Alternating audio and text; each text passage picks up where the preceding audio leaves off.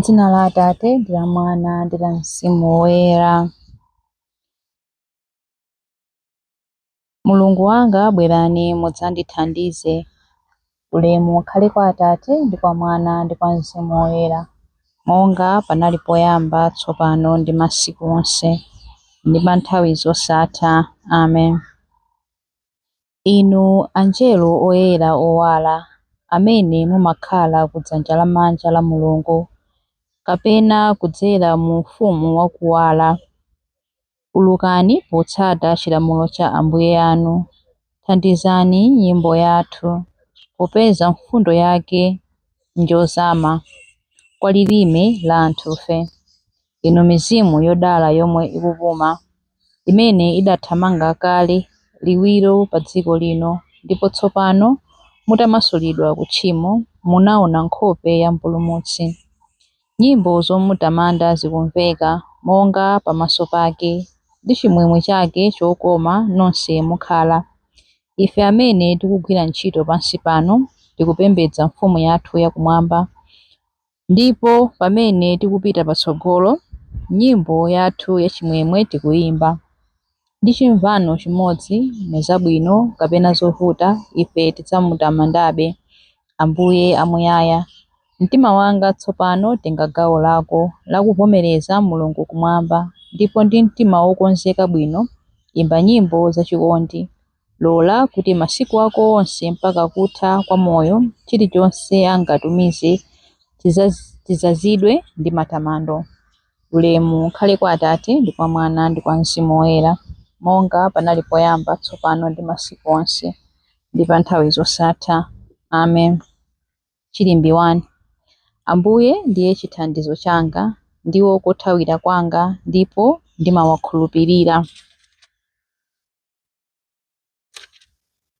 Atamandike chauta thanthwe langa londitchinjiriza, amene amaphunzitsa manja anga ndi zala zanga kumenya nkhondo. Ndiye thanthwe langa ndi tchemba langa londiteteza. Ndiye linga langa londipulumutsa, ndiye chishango changa chothawirako. Amayika mitundu ya anthu mu ulamuliro wanga. Inu chauta, kodi munthu n'chiyani kuti muzimusamala? Mwana wa munthu n'chiyani kuti muzimuganizira? Munthu ali ngati mpweya, masiku ake ali ngati mthunzi wosakhalitsa. Ng'ambani thambo inu chauta ndi kutsikira pansi. Khudzani mapiri kuti afuke mthunzi. Ng'animitsani zing'aning'ani ndi kuwamwaza adani anga. Ponyani mivi yanu ndi kuwapirikitsa. Tambasulani dzanja lanu kuchokera kumwamba. Landitseni ndi kundipulumutsa ku madzi ozama. Omboleni m'manja mwa akunja, amene amalankhula zabodza ndipo amalumbira zonama. Ulemu ukhale kwa Atate ndi kwa Mwana ndi kwa Mzimu Woyera, monga panali poyamba, tsopano ndi masiku onse ndi pa nthawi zosatha. Amen. Ambuye ndiye chithandizo changa, ndiwo kothawira kwanga, ndipo ndimawakhulupirira. Chilimbi 2. Ngodala anthu amene Mulungu wawo ndi chauta. Ndidzakuyimbirani nyimbo yatsopano inu Mulungu, ndidzakuyimbirani zeze wa nsambo khumi. Inu amene mumapambanitsa mafumu pa nkhondo, amene mumapulumutsa Davide mtumiki wanu. Landitseni kwa adani ankhalwe. Mundipulumutse m'manja mwa akunja, amene amalankhula zabodza ndipo amalumbira zonama. Ana athu amuna pa chinyamata pawo akhale amphamvu ngati mitengo. Ana athu akazi akhale wokongola ngati nsanamira zokotedwa zapangodya, zoti zikometse nyumba yaufumu. Nkhokwe zathu zikhale zodzaza, zisunge zokolola za mtundu uliwonse. Nkhosa zathu zibale ana zikwi m'mabusa athu. Ng'ombe zathu zikhale ndi mawere. Saboleze kapena kulephera kubereka. M'misewu mwathu musakhale kulira chifukwa cha mavuto. Ngodala anthu amene Mulungu wawo ndi chauta. Ulemu ukhale kwa Atate ndi kwa Mwana ndi kwa Mzimu Woyera, monga panali poyamba, tsopano ndi masiku onse ndi pa nthawi zosatha. Amen. Ngodala anthu amene Mulungu wawo ndi chauta. Chilimbi 3. Tsopano ufumu wa chipambano wa Mulungu wathu wayamba.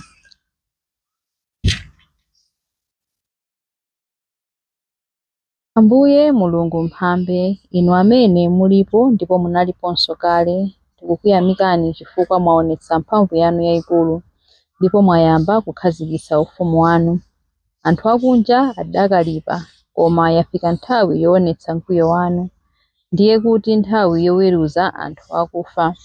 Yafika nthawi yoti mupereke mphotho kwa atumiki anu, aneneri ndi kwa anthu anu. Ndiye kuti onse ang'onoang'ono ndi akuluakulu amene amaopa dzina lanu.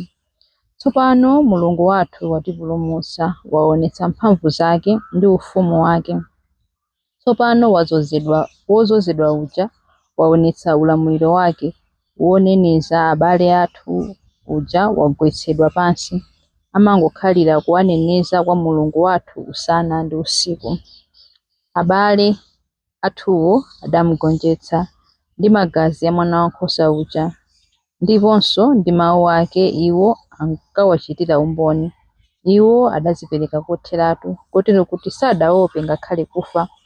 Choncho kondwerani inu, dziko lakumwamba ndi onse okhalamo. Ulemu ukhale kwa Atate ndi kwa Mwana ndi kwa Mzimu Woyera, monga panali poyamba, tsopano ndi masiku onse, ndi pa nthawi zosatha. Amen. Tsopano ufumu wa chipambano wa Mulungu wathu wayamba.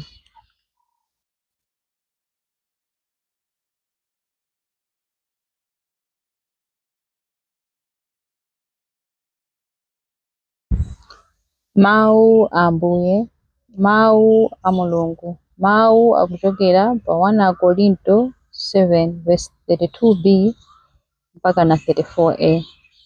Munthu osakwatira amangotekeseka ndi za Ambuye, kuganiza za mmene angakondweretsere Ambuye. Koma munthu wokwatira amatekeseka ndi za pansi pano, kuganiza za mmene angakondweretsere mkazi wake. Motero amagwira njakata. Mkazi wosakwatiwa kapenanso virigo amangotekeseka ndi za Ambuye, kuti adzipereka kwa Ambuye m'thupi ndi mzimu momwe. Mawu a Ambuye. Tithokoze Mulungu. Chiyankho. Avirigo aperekedwa pamaso pa mfumu mwachimwemwe ndi mwansangala.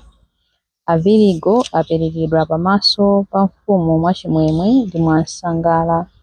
Abweretsedwa ku nyumba kwa mfumu mwachimwemwe ndi mwansangala. Ulemu ukhale kwa Atate ndi kwa Mwana ndi kwa Mzimu Woyera. Avirigo aperekedwa pamaso pa mfumu mwachimwemwe ndi mwansangala. Chilimbi cha Amayi Mariya. Ambuye Yesu Khristu, Mbuye wanga wokondeka, ndinu amene mwandipatsa chipambano pakati pa mazunzo. Mundiyitanire Ambuye ku chisangalalo chosatha limodzi nanu.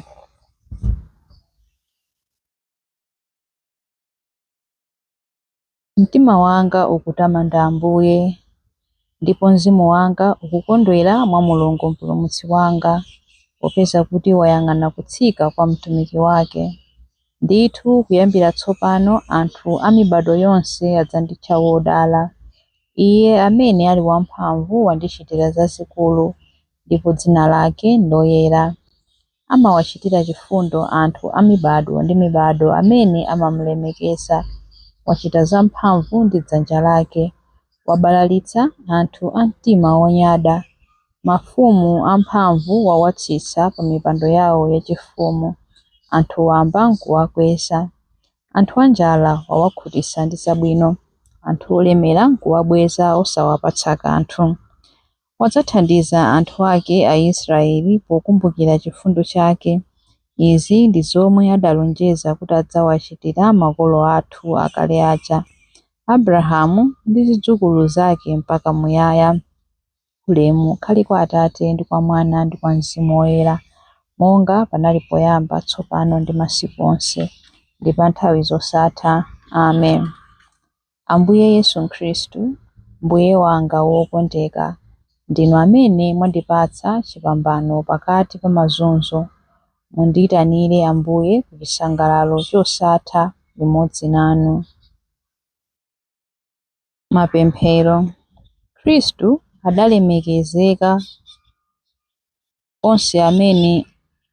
adalemekezeka onse amene adazisungira unamwali wawo chifukwa cha ufumu wakumwamba. Tiyeni timutamande ndi chimwemwe ndipo tipemphere kwa Iye kuti: Yesu, chitsanzo cha Virigo, mutimvere ife. Khristu munapereka mpingo kwa inu mwini ngati Virigo woyera kwa mkwati wake. Usungeni wangwiro ndi wotetezeka. Yesu, chitsanzo cha Virigo, mutimvere ife. Khristu, a Virigo woyera anatuluka kudzakumana nanu ndi nyale zawo zoyaka. Sungani chikhulupiriro cha adzakazi anu ozozedwa chili choyaka mowala kwambiri. Yesu, chitsanzo cha Virigo, mutimvere ife. Ambuye, nthawi zonse mpingo wanu wakhala ukusunga chikhulupiriro chathunthu ndi chosawonongeka. Apatseni a Khristu onse chikhulupiriro chathunthu ndi chosawonongeka. Yesu, chitsanzo cha Virigo, mutimvere ife. Mwawapatsa anthu anu chimwemwe pakuchita chikondwerero cha Virigo wanu woyera. Tipatseni chimwemwe chosalekeza kudzera mu uneneri wake. Yesu, chitsanzo cha Virigo, mutimvere. Mwawalandira Virigo wanu woyera ku phwando lanu la ukwati. Mwachifundo chanu atsogolereni anthu akufa ku phwando lanu kumwamba. Yesu, chitsanzo cha Virigo, mutimvere ife. Yesu, chitsanzo cha Virigo, mutimvere ife pamene ndikupemphera kuti: Atate athu muli kumwamba, dzina lanu liyeresedwe, ufumu wanu udze, kufuna kwanu kuchitidwe monga kumwamba choncho pansi pano. Mutipatse ife lero chakudya chathu cha lero. Mutikhululukire ife zochimwa zathu monga ifenso takhululukira adani athu. Musatisiye ife m'chinyengo, koma mutipulumutse ife kwa zoyipa. Amen. Pemphero. Ambuye, mverani mapemphero athu amadzulo ano amene tikuwapereka pamaso panu. Mutithandize kutsatira mapazi a mwana wanu kuti tipeze ubwino wofumira kupirira ndi kumvera. Tikupempha izi kudzera mwa Ambuye athu Yesu Khristu, mwana wanu, amene ali ndi moyo ndi ufumu limodzi nanu ndi Mzimu Woyera, Mulungu tsopano ndi pa nthawi zosatha. Amen. Ambuye atidalitse, atiteteze ife ku zoyipa zonse ndi kutifikitsa ku moyo wosatha. Amen. Dzina la Atate ndi la Mwana ndi la Mzimu Woyera. Amen.